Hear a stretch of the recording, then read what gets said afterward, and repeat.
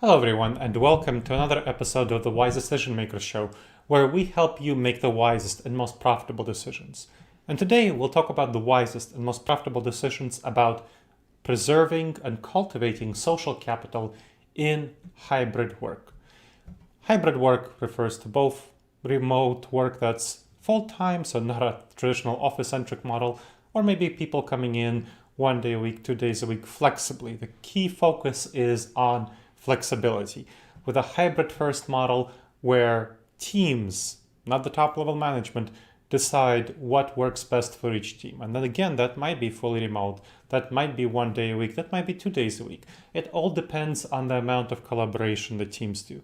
We have extensive research showing that people are most productive in their tasks at home, something like 9% on average, higher productivity when they work at home, especially in your individual tasks. You get even more than 9% productivity in your individual tasks. Collaborative tasks are more of a wash. For some people, they're better done in the office, for some at home. Some types of collaborative tasks are better done in the office, sometimes they're at home. So the only reason for people to come into the office is for people to do collaborative tasks. And again, that depends on the team. And that depends on the person. Some people, if they have a really problematic home environment that's not conducive to work at home, then of course they should come into the office. But there are so many leaders who are pushing for mandatory in-office work, a lot of it. Office-centric schedule. For example, Google is demanding at least 3 in-office days. That's a pretty office-centric schedule. You can't really call that effectively hybrid work. That's office-centric schedule. That's a top-down, inflexible model. Apple is pushing for the same thing. And in fact, for Google, there's the former HR head of Google says that just the 3 days a week, that's a transitional model. The Google leadership intends to get everyone back into the office full-time because they want to be an office-centric company, supposedly for the reason of preserving social capital. Despite many employees being in that position, they know over the years of the pandemic that they were successful working remotely. They can do their job remotely, and they don't want to take the incredible hassle and stress of going into the office, having the rush time of the commute. That is pretty stressful and takes a lot of time away from your day and adds a lot of stress, and not to mention the environmental impact. So a lot of employees are threatening to leave, and some have already left because of Google's mandates.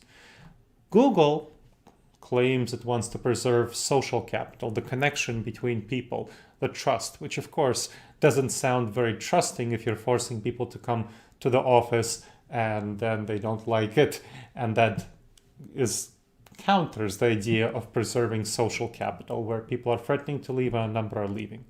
So that is a challenge, and that's an obvious issue for leaders who want that connections between people, because leaders think that hybrid work undermines social capital and undermines those connections and trust, that those connections and trust are built by people seeing each other face to face in the office, those spontaneous hallway conversations, those interactions with your teammates and colleagues. That's what builds social connections and trust and bonding. However, there are a number of progressive companies that have figured out how to build social capital into hybrid work. And a number of them are my clients. For example, Applied Materials, a high-tech manufacturing company in the Fortune 200 company in the semiconductor business. So it really figured out well how to cultivate social capital in hybrid work. Or the Information Sciences Institute, which is a high-tech research institute with 300-ish staff, and a number of other clients that I have, like Nationwide Insurance.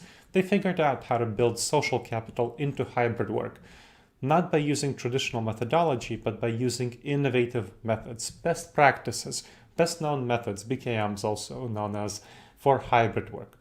So that is where we're coming from. But a number of leaders, they really don't want to hear this. They don't like this idea. They think that there's only one way to collaborate together.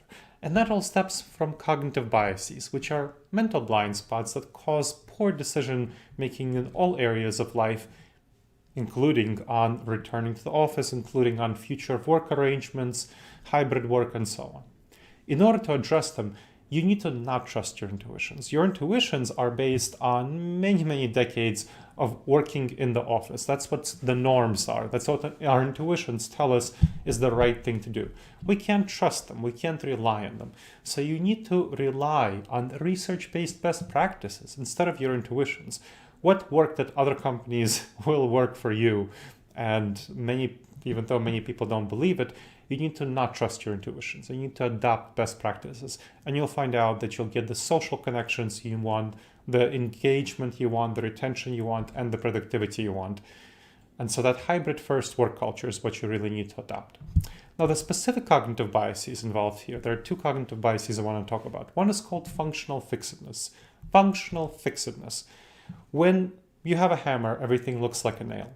And when we perceive that there is one way of functioning, collaborating together with teams, building those social connections that cultivate social capital, we tend to function in that way, and we don't think about other methods of building social capital, of collaborating together effectively. Even when new situations like this major disruption caused by the pandemic call for different approaches. A problem with companies, organizations, leaders adopting new approaches is called the not invented here syndrome. Not invented here syndrome. It's about the fact that when you have a best practice that's not invented here, many people don't want to hear about it. They think, well, it's not invented here, therefore it's not going to apply here. It's something different, it's not applicable. That is a big, big problem because best practices, people are people everywhere. Best practices developed elsewhere that do build social capital and productivity, they can be adopted in your company. And you want to try them out and adapt them to your needs rather than saying, well, it'll never work here. There are two major ways of building social capital that I want to talk about. One is about collaborating together, kind of like you would in a shared cubicle space. Another is for social bonding, something you can use to replace things like happy hours. Zoom happy hours don't do it. We'll not talk about that. That's not the technique. But first, collaborating together. Virtual coworking is the technique I want to share about. That, again, replicates the shared cubicle space experience. What happens is that the entire team, every day that you're not in the office, you want to start this by trying it once a week and then building it up to every day that you're not coming into the office. So a hybrid team that goes into the office 1 day a week will eventually be doing this 4 days a week. So for about an hour or two if it works for you, but at least an hour, each team goes on a live video conference call. And so you want to share, at that call you'll be working on your individual tasks. At the beginning of the call, you share what tasks you plan to work on, and then you work on your individual tasks. You turn off your microphones, you leave your speakers on, video is optional. I recommend teams try it with video, and then if folks aren't comfortable, then you switch to audio only, or some people can keep their video on, but it is helpful, I find, to have video on to see other people working. It's good. Now, the cool thing about this technique, the crucial thing about it, is that you can turn your microphone on and ask questions when you have issues. And that's great for junior staff members to get on-the-job training and integration into the team. Now, what's on-the-job training, right? That's something that many people have been missing in the pandemic. On-the-job training is simply getting your questions answered quickly. Getting your questions answered quickly in the moment by your teammates.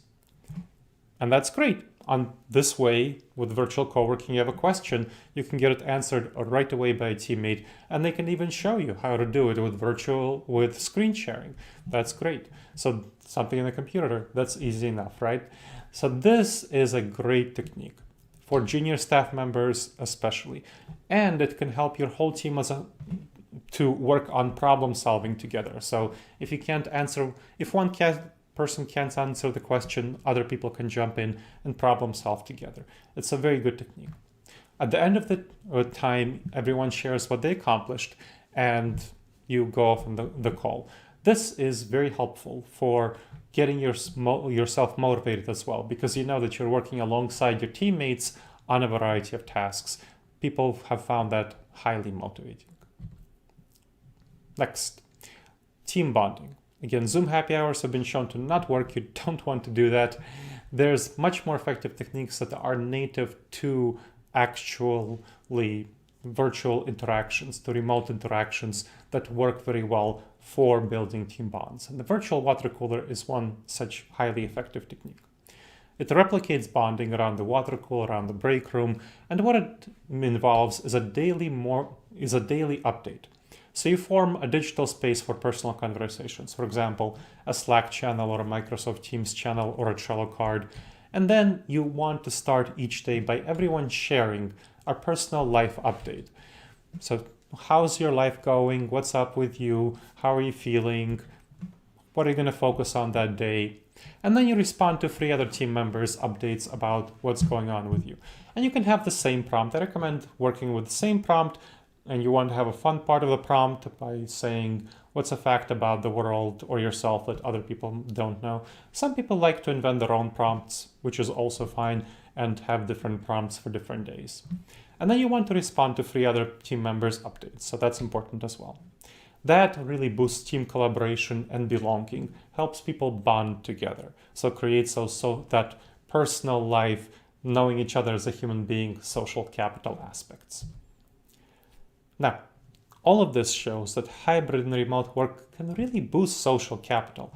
Organizations like Google and Apple only lose social capital when they try to shoehorn hybrid and remote work into traditional office-centric methods of collaboration, which is what, unfortunately, too many companies are doing, and they are not adopting best practices for hybrid and remote work.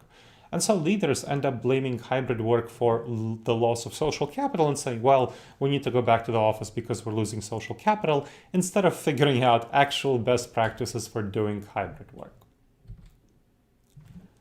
All right, everyone, this has been another episode of the Wise Decision Maker Show. My name is Dr. Gleb Tsipursky. I'm the CEO of Disaster Avoidance Experts, and I hope you will subscribe to this show if you haven't yet, and please review it on wherever you heard it. We have a video cast and a podcast, so if it's on YouTube, iTunes, check it out, and the show notes contain much more information about this episode.